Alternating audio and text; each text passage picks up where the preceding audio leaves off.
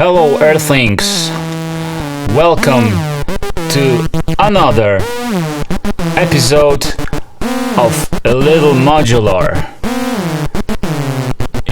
in which I will take a closer look at this behemoth of oscillators that's called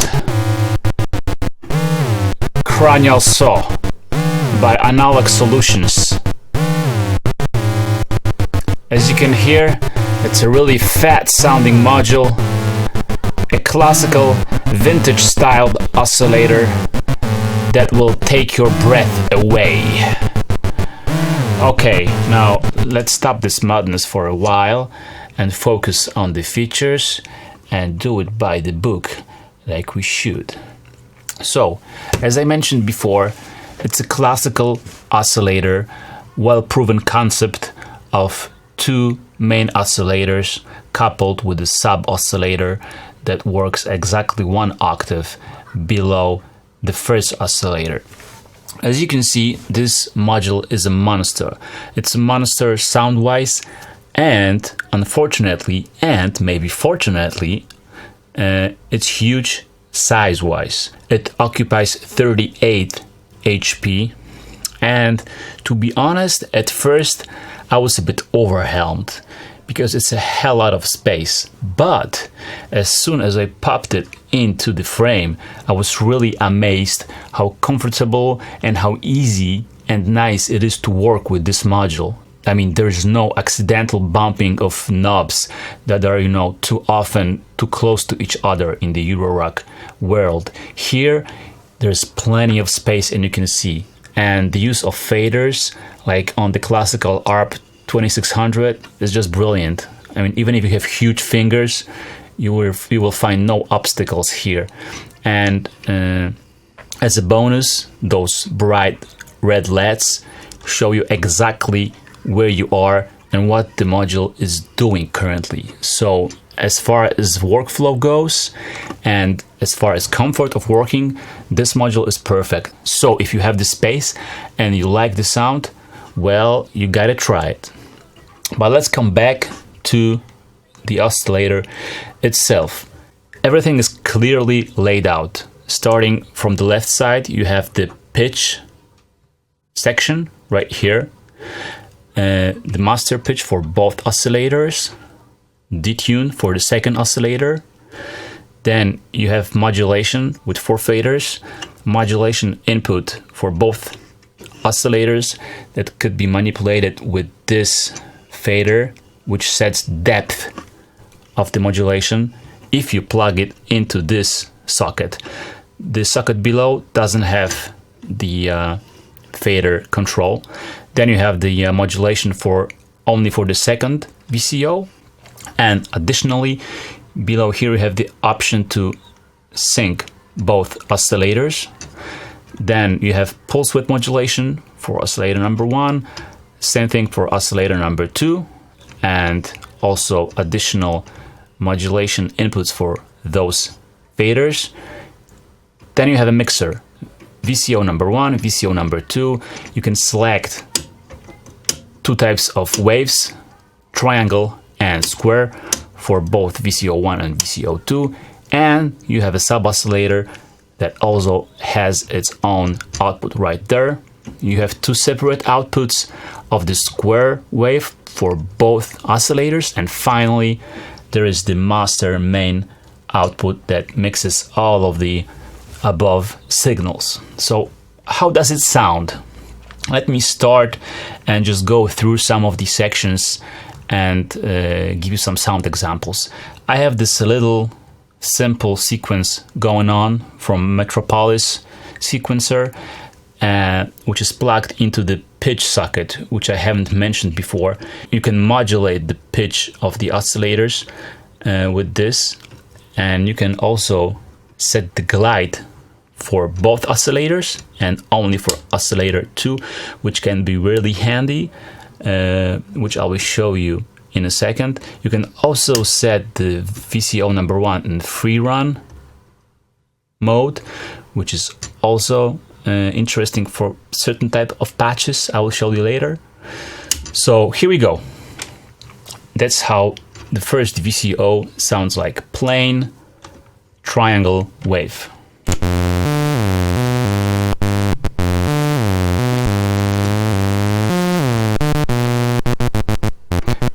That's how a square sounds like, and with a little pulse width modulation.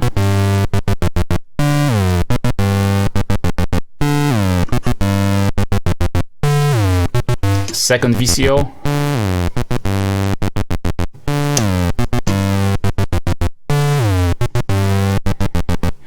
Now both oscillators as squares with some pulse width modulation. Both triangle with some detuning maybe. Classical fat, you know, bass sound. It's perfect for techno, for some acid tunes, you know. Really nice sounding oscillator. Maybe some further detuning. That's how it sounds when synced. Detune still plays some role, but sounds a bit different. Okay. Now a little bit of glide. Okay, let's just unsync them so they sound more interesting. And let's put some glide into the action. Can you hear it? Okay. And that's how it sounds maxed. Now only the VCO2, as you can see right here, is receiving the glide. So it sounds really interesting.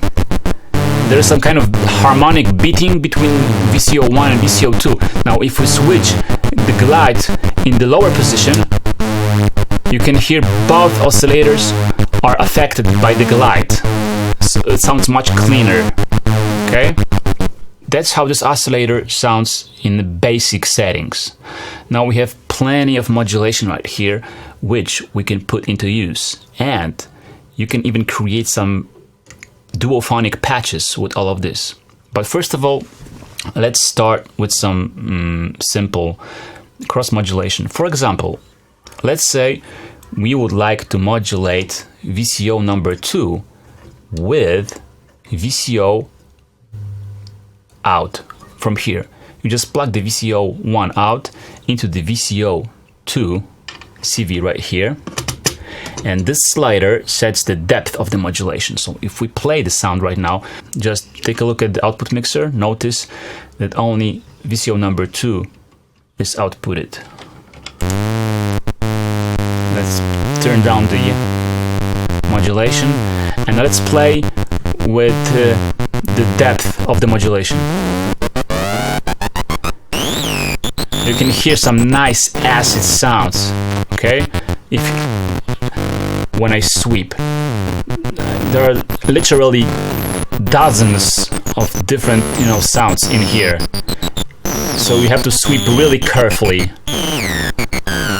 Perfect sound, really. You know, like in Chemical Brothers recordings. Ooh. All right, I have to stop for now. If we detune it, maybe I apply some pulse width modulation to it. Yet another palette of sounds to be discovered. Let's try to sync maybe.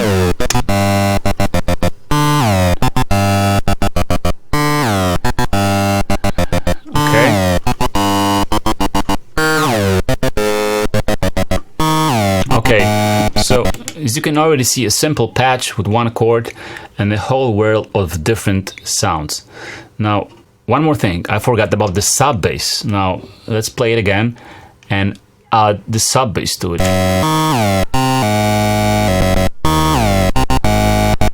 I mean, now we're talking fat. F-A-T.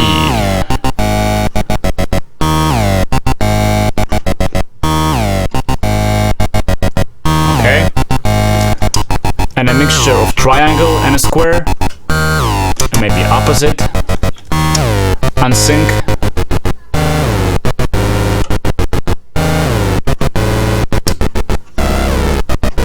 Okay, so lots and lots of sounds, lots of sounds to be discovered in this module. We can modulate, for example, both oscillators from a, let's say, from LFO. Okay. Now, if we raise the fader, okay, right into the audio range. Okay, if I speed up the LFO, there's some much more grit into the sound, like a chainsaw moving through the metal. Really aggressive sound, as you can hear already. Okay, now what if we try to combine this with the previous trick and add the modulation to VCO number 2? Whoa! It's like you put it into a distortion unit. It's really fat. How about if we change the pitch? Okay. It sounds like distortion. It's really, really aggressive. I love it. Okay. Okay, so there it is. Now, how about we patch a duophonic sound into it? Well, I have one sequence going in here, as I mentioned before. It's from the Metropolis. Now, how about if I use the VCO2 modulation and I stick a sequence with the same tempo but a different pattern that goes from my pressure point sequencer to the VCO2 right here. Now, what is going to happen is we're going to receive two different sequences into two different oscillators. So each oscillator is going to play its own pattern, resulting in a duophonic pattern. That's how it sounds like. I raise the modulation depth. Okay? And you can hear VCO1 was in the free run, now it tracks. So now we hear truly different patterns for VCO1 and VCO2.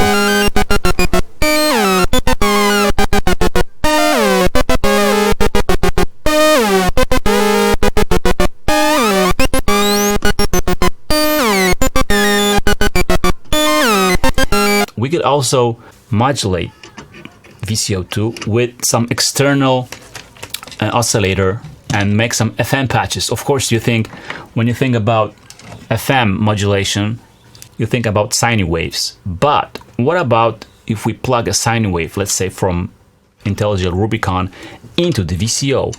You get some really nice, interesting, and different timbres. Here we go. Woo! And if we vary the frequency on